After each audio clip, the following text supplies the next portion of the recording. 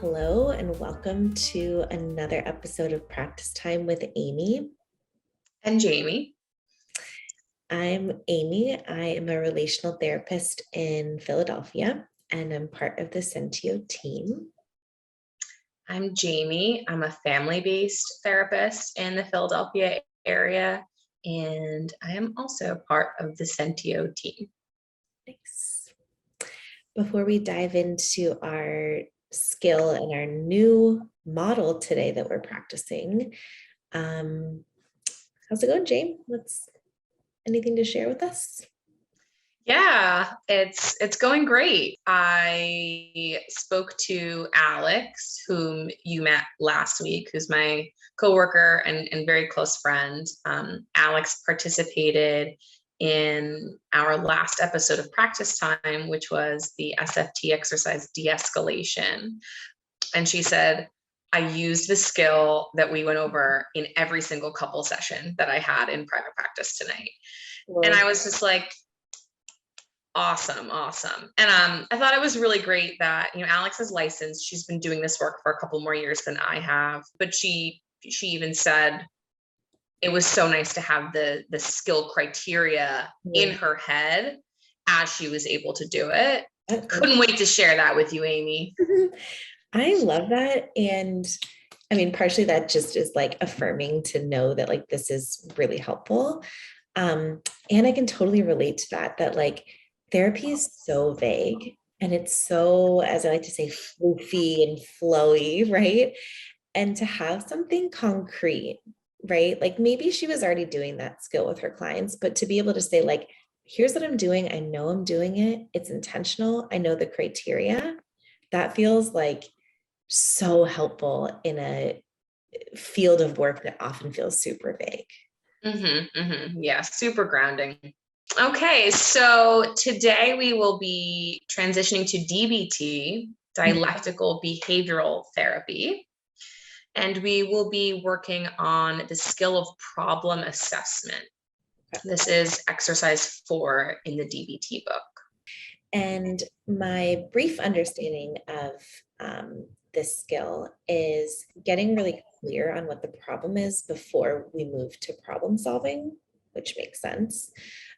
So not being vague or making assumptions about what the problem is, but really clarifying with the client. So yeah, I'm curious. It seems easy, but I'm sure that's deceptive. Amy, how do you feel about being my therapist today? I feel great about it.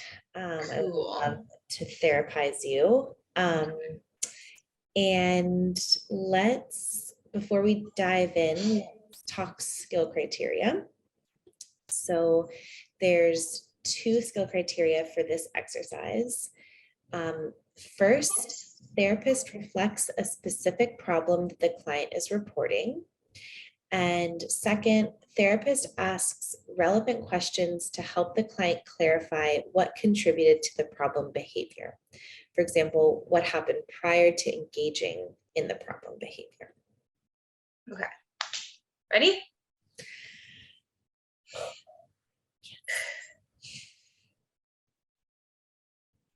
I really don't know what to say right now. I'm just feeling a bit numb. It sounds like,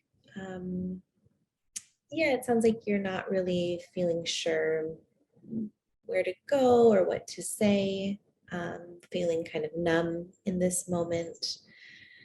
And I'm wondering if anything happened recently, maybe before a session, that is leading to that numb feeling.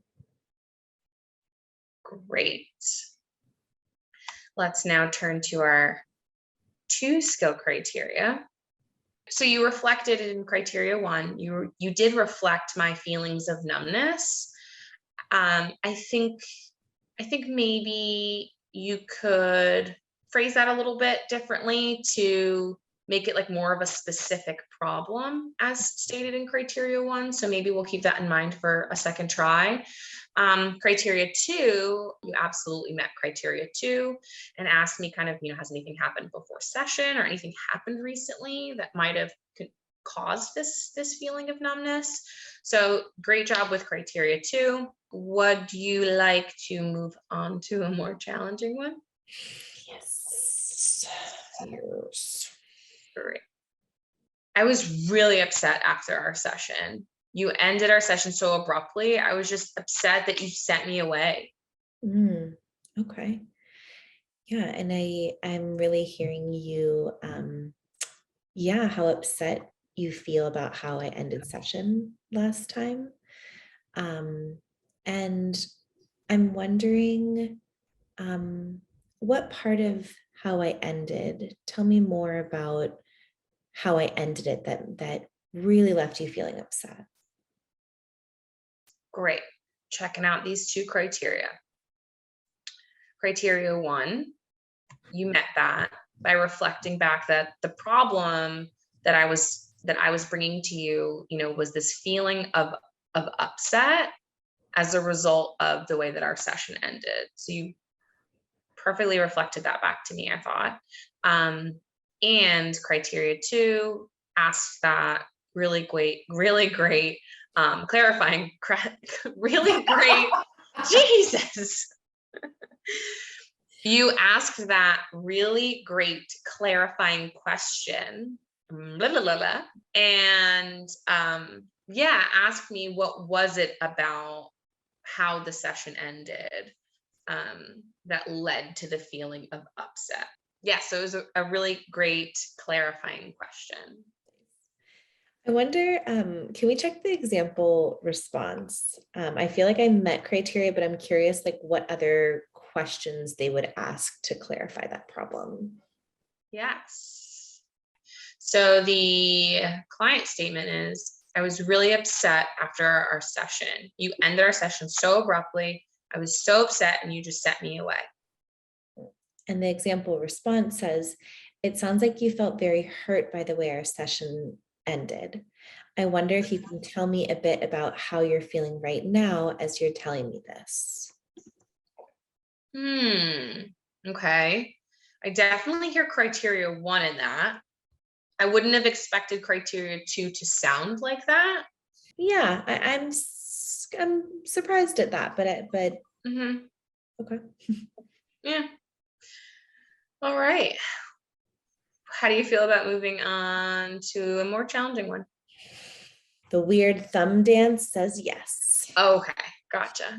I happen to not be actively looking at you during the weird thumb dance, so I'm sorry that I missed it. I'll do it again. Okay.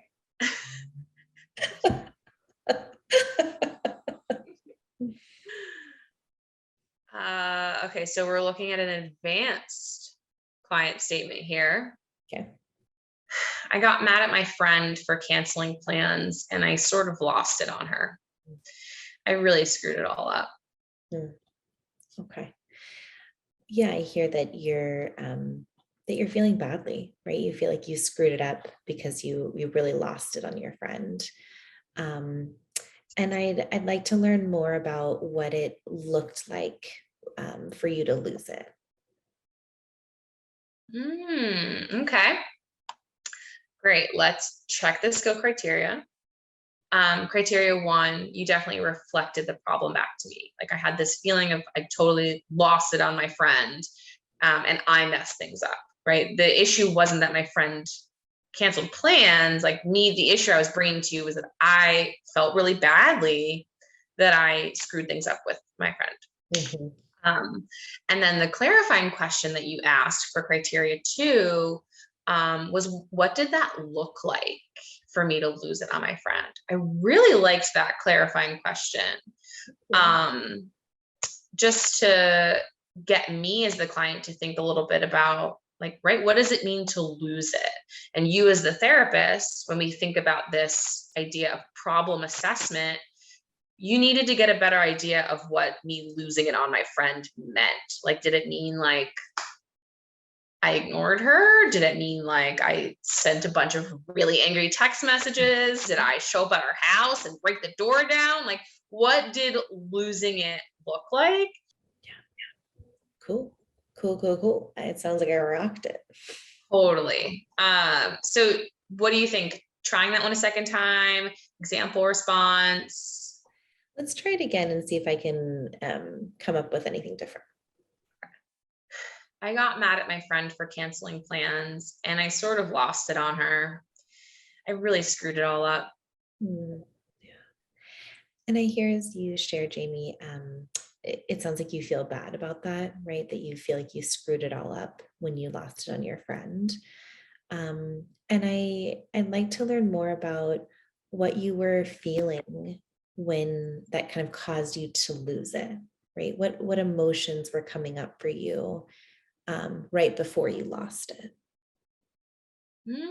Okay.